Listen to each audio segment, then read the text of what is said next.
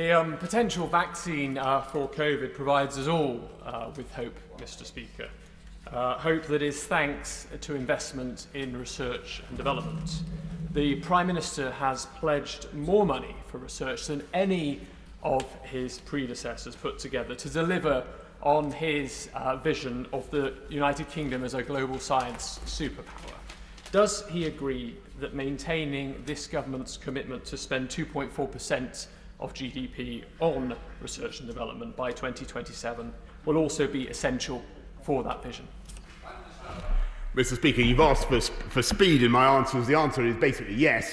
But I can also reiterate that we're committed to the 2.4% and to increasing public investment in R&D by 22 billion by 2024-2025. John Warrer. Thank you, Mr. Speaker. My constituent, Ricky Wilson, is one of the excluded. From nothing, he built a private coach business with 18 employees and $1 million in turnover until COVID. Coaches aren't classed as either tourism or leisure, so he can't get any grants, and the banks won't accept his assets for loan guarantees. Buses may be just a photo op to the Prime Minister, but they matter in the north and also in Northern Ireland, which has just announced a special fund. Will the Prime Minister do the same? And will he write to me to explain how we can protect those threatened by personal debt guarantees? Well, Mr. Speaker, I'm very, very interested in what the Honourable Lady says, because, as she knows, this government is investing massively in I think, 5,000 low-carbon buses. I'd be interested to know what type of buses or coaches she's talking about, and very, very interested to hear the details of the company that she rightly represents. But that company should be eligible for bounce-back loans, should be eligible for all sorts of support. And since she's shaking her head, can I invite her to write to me with details of the needs of that company? Now, I'll do my best to oblige her. Robinson. Thank you, Mr. Speaker. Northern communities, including my Cheadle constituents, have already been subject to restrictions for months, having a disproportionate effect on northern livelihoods. The importance of the Prime Minister's levelling up agenda has never been starker.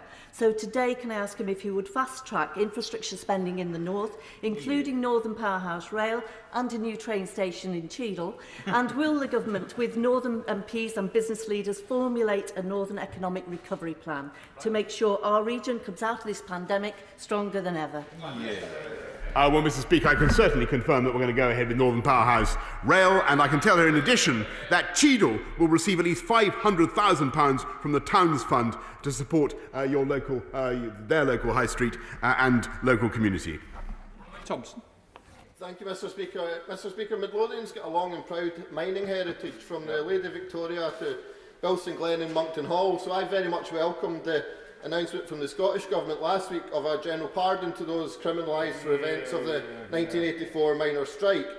There are still unanswered questions which fall to the remit of the UK Government, including issues around political interference.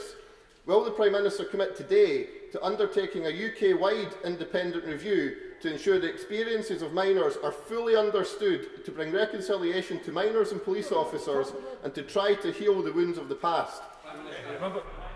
Well, I'm very grateful to the honourable gentleman. I think he's raising the 1983 minus, or the early 1980s at any rate. I would be obliged to him if he would send me further detailed particulars of the concerns he has, and I will do my best to address them.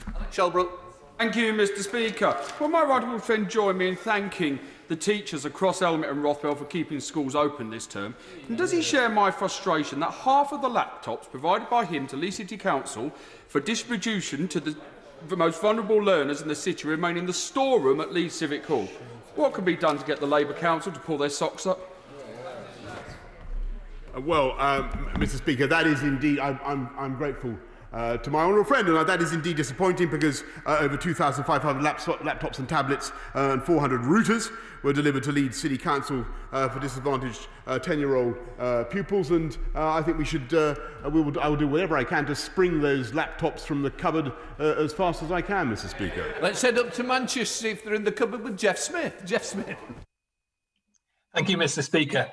On Monday, the Prime Minister was asked why people in Greater Manchester were offered less support under Tier 3 than is available under the new restrictions. And he said that these are different measures, so required different support packages.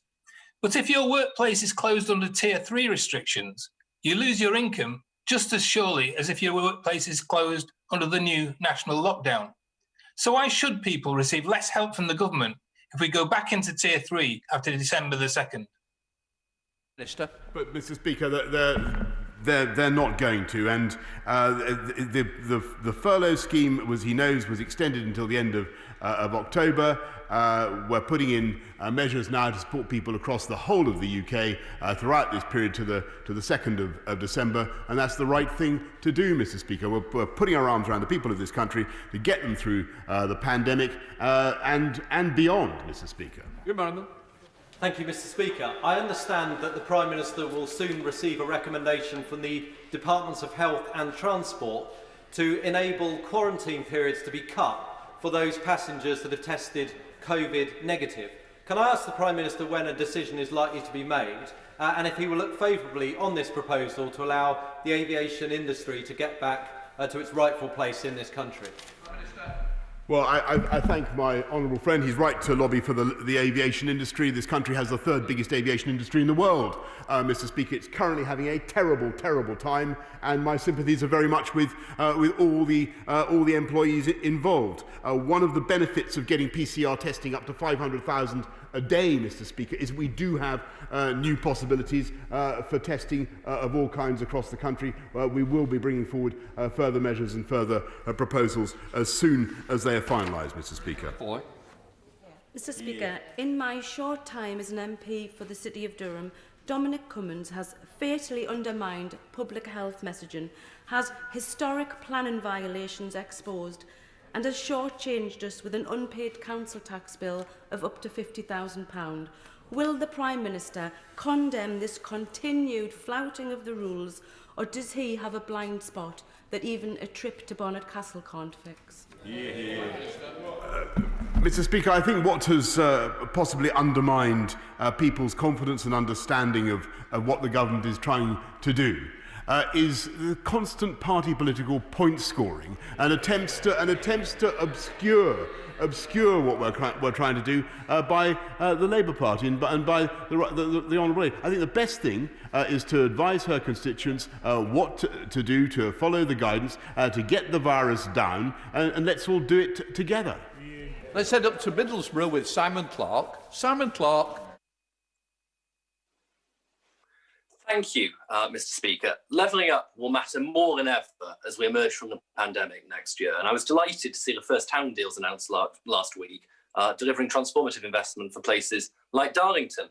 Will my right honourable friend prioritise rapid decision-making for those places like Middlesbrough and Loftus that have applications pending for this vital fund?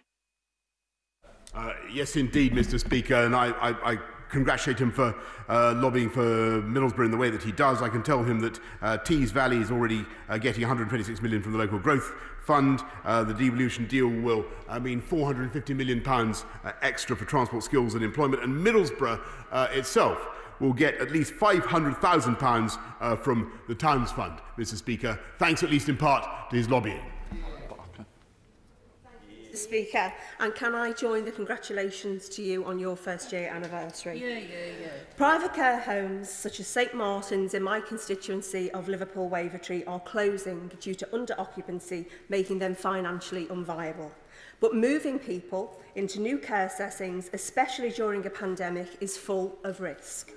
With the winter care plan failing short, will the Prime Minister commit now to providing additional funding specifically for social care to help local authorities meet their statutory responsibilities and prevent further care home closures? She's right to draw attention to the issue, Mr. Speaker, and in addition to the £600 million care home action plan that we announced earlier this year, we will be putting further funding into care homes in the short term, but also making sure that we have long-term reform of that sector. And as I said to the right honourable gentleman earlier, we will be bringing out guidance today, specific guidance to enable people to visit loved ones in the way that they should and they must. Heading to Lincoln with Carl McCartney. Carl McCartney. Thank you, Speaker. My right honourable friend and I share similar libertarian views, and I guess that some decisions he has taken for the country's common good were contrary to his personal creed and feelings. While those of us with higher political morals than Captain Hindsight on the benches opposite have sought to do our collective best during recent times, what does my right friend believe are the views regarding anti-Semitism following the recent EHRC report that the current leader of the opposition, a knight of the realm no less, holds now? Does my right honourable friend believe they are any different to those he displayed when serving the member for Islington North? Mr. Speaker, the only comment I would make on all that was that I was genuinely amazed that the leader of the Unite union should make a remark of the kind that he did, and that the Labour Party should remain in receipt of funding from Unite or take no steps to dissociate themselves from that union after that remark. I did find it absolutely astonishing, Mr. Speaker. Final question, Ruth Jones. Thank you, Mr. Speaker, and happy anniversary. This week, the chair of the Health Select Committee stated that centralised contact tracing is always going to be less effective than a locally driven model. And given the fact that in Wales, track and trace costs £32 a head, it's run by local authorities and works, whereas the English system costs £1,700 a head, it's run centrally and doesn't, when will the Prime Minister introduce a more effective track and trace system driven by local authorities? Look, Mr. Speaker, I'm not going to pretend that every aspect of NHS test and trace has worked in the way that I wanted it to, but it has, as I said earlier on, it has achieved some very considerable things. But what I think it has also done throughout the pandemic, from the get-go, it has worked with local authorities and with local people. And what we will be doing now, as we roll out the mass testing that I've described to the House in Liverpool and elsewhere, will be led by local people, and we will be working with those local authorities to deliver those programmes. We now come... Point of order, Nusrat Ghani. Thank you. Mr. Speaker, may I seek guidance on the powers of this House to summon witnesses to attend select committee inquiries and answer questions on their businesses' involvement in UK matters. I ask this because there is a very real public concern about Disney, who made the film Mulan, amongst the Uyghur slave camps in Xinjiang, and are therefore implicated in the mass human rights abuses of the Uyghur people by the Chinese state and may be profiting from them. You may have thought that Disney would want to come in front of the Base Select Committee to explain their position, but Disney and its representative, Jan Kopen, a firm based in Hammersmith and with a substantial footprint in the UK, are refusing to attend. Can you advise what steps can be taken to ensure that Disney fulfil their obligations not only to Parliament but also to the public? Can you confirm that this House can require Disney to attend and that a refusal could be a blatant contempt of Parliament? And what should the committee do next, Mr. Speaker? Can I first of all say I'm grateful to the honourable member for giving me notice of her intention to raise this matter. It is very important that select committees have access to witnesses to assist them in carrying out their important work, and I'm sure Representative of Disney will have heard what she's said. What I would say to Disney is they are a major corporation, they are good at communications, so I would expect them to reflect what they do as a business. If a witness refused to attend when invited into its open committees, to summon them formally. So as I say, they can be summoned formally. If a witness fails to appear when summoned, I would expect that that be reported to the House. Consideration could then be given to how that matter can be taken forward. But as I understand that if the committee has not yet taken the first step, which only it can do, at this stage, therefore it is a matter for the chair of the committee. But as you know, with your good offices, I don't think it will rest here today. Point of order, Jeremy Hunt. Thank you, Mr. Speaker. It has been raised on the floor of the House this week the suggestion that in the current pandemic we should have a special coronavirus select committee. I just thought it would be helpful for honourable members to know that the Science and Technology and Health and Social Care committees are together embarking on a large inquiry into all aspects of the pandemic and all the lessons that need to be learned, and on the particular issue as to whether or not we should have lockdowns and what the scientific basis for those lockdowns are. We will be having a session later this month to which we will be inviting the Health and Social Care Secretary. Can I once again say thank you for giving me notice of your question.